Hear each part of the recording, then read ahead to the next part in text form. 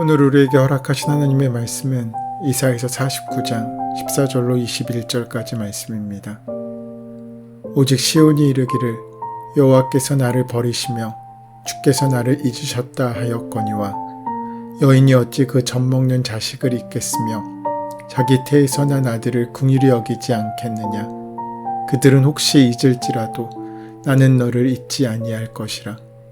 내가 너를 내 손바닥에 새겼고 너의 성벽이 항상 내 앞에 있나니 내 자녀들은 빨리 걸으며 너를 헐며 너를 황폐하게 하던 자들은 너를 떠나가리라. 내 눈을 들어 사방을 보라. 그들이 다 모여 내게로 오느니라. 나 여호와가 이르노라. 내가 나의 삶으로 맹세하노니 내가 반드시 그 모든 무리를 장식처럼 몸에 차며 그것을 띠기를 신부처럼 할 것이라. 이는 내 황폐하고 적막한 곳들과 내 파멸을 당하였던 땅이 이제는 주민이 많아 좁게 될 것이며 너를 삼켰던 자들이 멀리 떠날 것이니라. 자식을 잃었을 때 낳은 자녀가 후일에 내 귀에 말하기를 이곳이 내게 좁으니 넓혀서 내가 거주하게 하라 하리니 그때에 내가 내 마음에 이르기를 누가 나를 위하여 아들을 낳았는고 나는 자녀를 잃고 외로워졌으며 사로잡혀 유리하였거늘 아들을 누가 양육하였는고 나는 홀로 남았거늘 이들은 어디서 생겼는고 하리라. 하나님께서는 당신의 백성의 기도에 응답하시고 도우셔서 비록 그들이 바벨론의 포로 생활을 하고 있을지라도 다시 그들의 땅인 예루살렘으로 돌아와 정착하게 해주시겠다고 약속하십니다. 하나님께서는 미리 하나님의 백성들에게 약속하시고 또한 그렇게 행해 주셨습니다. 우리도 하나님께 기도드리면 하나님께서 들으시고 응답해 주시는 분이신 것을 우리는 믿습니다. 그럼에도 때로는 우리가 그렇게 간절히 기도하고 또 오랫동안 기도를 드려도 우리의 기도를 듣지 않으시는 것 같고 하나님의 도움이 꼭 필요할 때 하나님께서는 그 손을 뿌리치시는 것 같은 느낌이 드는 것은 어떤 이유겠습니까? 이스라엘 백성들이 포로 생활을 하면서 받았던 상처는 왜 하나님께서 우리를 사랑하신다고 하시면서 고통과 시련 가운데 그냥 방치하시는가 하는 것이었습니다. 고통과 시련을 겪으면 꿈을 잃어버립니다. 이스라엘 백성도 예외는 아니었습니다. 이스라엘 백성에게는 하나님의 구원과 회복의 약속이 있었지만 현실의 고통과 시련에 짓눌려서 무기력해지고 그 꿈은 아무런 힘도 발휘하지 못한 채 그저 마음에 좌절만 갖고 살았습니다. 메시아와 구원에 대한 하나님의 약속에도 불구하고 이스라엘 백성의 마음에는 그 모든 약속에 대한 의심뿐이었습니다. 그것이 그들이 당하고 있는 현실의 문제를 이겨내지 못했다는 것입니다. 그들의 현실은 그들에게 주어진 약속과는 너무나 다르게 만나졌기 때문입니다. 유다 백성들도 바벨론에서 얼마나 하나님께 많이 기도를 드렸겠습니까? 그런데 하나님은 침묵하십니다. 돌아가게 해주신다고는 약속하셨는데 그 일을 행해주지 않으시는 것입니다. 바벨론 강변에서 강제노역하며 아무리 눈물로 울부짖어도 어떠한 응답도 없는 것을 보면서 하나님께서 당신의 백성을 버리셨거나 잊어버리신 것이 틀림없다고 생각했습니다.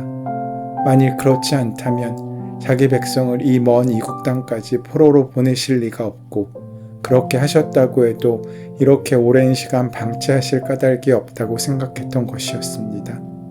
이렇게 현실에서 일어나는 사건들과 경제적으로 부여하지 못한 것들로 인해서 하나님께서 자신들을 버리셨다는 생각밖에 할 수 없었습니다. 어쩌면 오늘 우리들의 모습과 같을 수 있습니다. 내 현실 때문에 하나님의 사랑을 인정하지 못하니 말입니다. 얼마나 그들의 상심이 컸는가 하면 시편 137편을 보면 그들은 바벨론의 강변에서 시온을 생각하며 울었고 더 이상 수금을 탈 일이 없어서 버드나무에 걸어두었다고 합니다. 이러한 일들이 일어난 이유는 하나님의 은혜의 때와 하나님의 구원의 날이 우리가 정하고 원하는 때와 우리가 생각하는 날과 다르기 때문일 것입니다. 그날이 일치하면 얼마나 좋겠습니까? 그러나 우리는 우리의 때와 우리의 날을 정할 수 없는 존재입니다. 우리가 정하는 때와 내가 생각하는 날보다 하나님의 때와 하나님의 날이 더 좋다는 것을 온전히 인정하는 것이 신앙 성숙으로 가는 지름길입니다.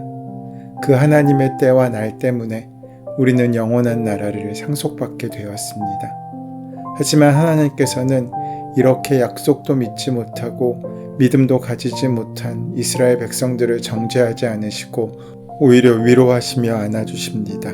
오늘 본문 14절 15절 말씀은 오직 시온이 이르기를 여호와께서 나를 버리시며 주께서 나를 잊으셨다 하였거니와 여인이 어찌 그 젖먹는 자식을 잊겠으며 자기 태에서 난 아들을 긍휼히 여기지 않겠느냐. 그들은 혹시 잊을지라도 나는 너를 잊지 아니할 것이라 라고 말씀합니다. 여기서 시온은 시온의 백성들, 곧 이스라엘 사람들을 의미합니다. 이들에게는 하나님의 구원과 회복에 대한 약속이 있었지만 바벨론에게 포로로 잡혀와 힘들고 어려운 삶을 살고 있는 현실 앞에서 좌절감을 맛보고 있는 것입니다. 그래서 하나님께서 잊으셨다는 절망적인 언어로 미래에 대한 좌절감을 표현하고 있습니다. 14절은 13절과 비교해 볼 때 얼마나 많은 차이를 보입니까? 13절은 하나님을 찬양하며 희망찬 메시지를 선포하고 있습니다. 그런데 14절에는 절망적인 신음으로 시작합니다. 여러분은 하나님을 찬양하는 희망찬 메시지를 선포하기 원하십니까? 아니면 절망의 신음소리를 내기 원하십니까? 오늘 본문은 분명히 말씀하십니다. 우리 하나님은 이스라엘 백성들이 생각하는 그런 분이 아니시라고 말입니다.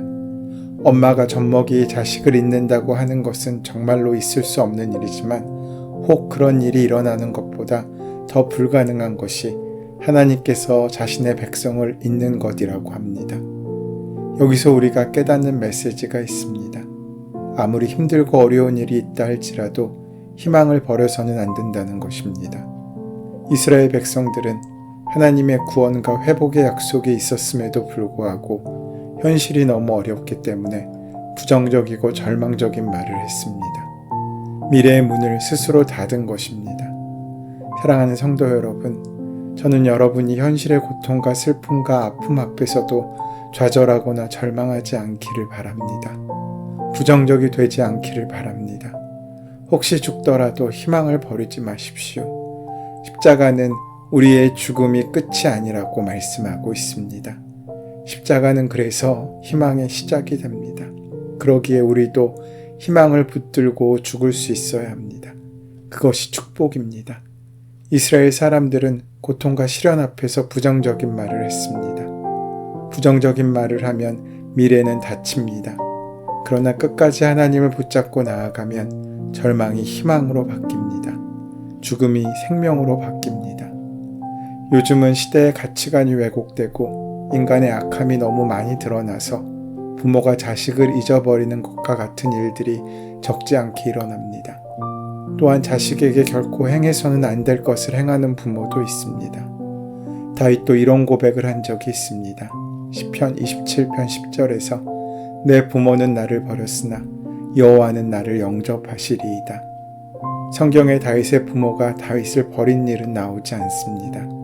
하지만 다윗이 이렇게 고백한 것은 마음에 지울 수 없는 버림받음과 같은 경험이 있었기 때문입니다. 그래서 다윗은 더욱 하나님을 신뢰하는 사람이 될 수 있었습니다. 하나님은 언제나 당신의 백성의 편이셨고 자기 백성을 위하셨습니다. 이스라엘 백성들의 불신앙에 대해서도 하나님께서는 그들의 불신에 대해 징계하시는 것이 아니라 놀랍게도 다시 그 사랑의 확실성을 증거하십니다. 하나님께서 자기 백성을 그 손바닥에 새기시고 영원히 잊지 않겠다고 하신 것입니다. 16절 말씀입니다. 내가 너를 내 손바닥에 새겼고 너의 성벽이 항상 내 앞에 있나니. 히브리어 성경은 16절을 보라라는 감탄사로 시작합니다.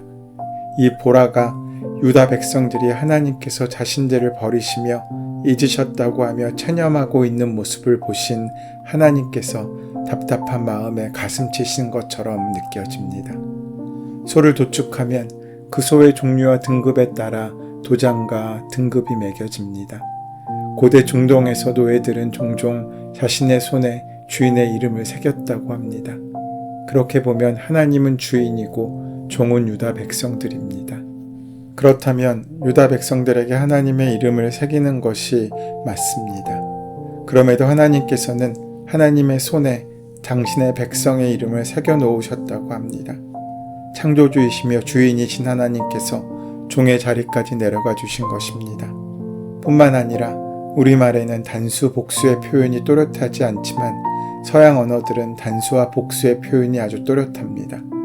히브리어 성경이나 영어 성경 등을 보면 그 손바닥이 단수가 아니라 복수로 되어 있습니다. 그런 일이 있을 수 없지만 혹시 한쪽 손에 새긴 것이 사라질지라도 다른 손에서 이름을 확인하시겠다는 것입니다. 사실 영이신 하나님께서는 손이 없으신 분이십니다. 그럼에도 이렇게 말씀하시는 것은 그만큼 하나님께서는 당신의 백성을 사랑하신다는 것을 의미합니다. 선지자는 포로기를 지나서 예루살렘으로 귀환하는 날을 바라보는데 그때 귀환하는 무리는 그곳에서 낳은 자녀손들로 인해 큰 무리가 될 것입니다. 예루살렘이 좁다고 불평할 만큼 말입니다.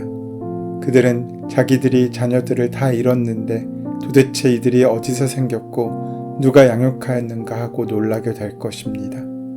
이렇게 하나님의 위로의 말씀은 결코 허공으로 사라지지 않고 이스라엘 민족에게 새 소망과 살아갈 힘을 공급하셨습니다. 그러므로 사랑하는 여러분, 오늘 이 순간 짙은 어둠 속에 있는 분이 있으시다면 하나님의 말씀에서 위로를 받으시기 바랍니다. 그리고 우리 곁 가장 가까이에서 울부짖고 있는 이들에게 진심 어린 위로를 전할 수 있기를 바랍니다. 더 나아가 이 시대의 아픔 속에서 분노하고 있는 사람들에게까지 하나님의 위로를 성심껏 전할 수 있기를 소원합니다. 이사야 당시나 지금 이 시대에나 주님과 주님을 따르는 자들의 위로는 온갖 알 수 없는 고통과 억울한 아픔 속에 있는 사람들을 진정 위로할 수 있습니다.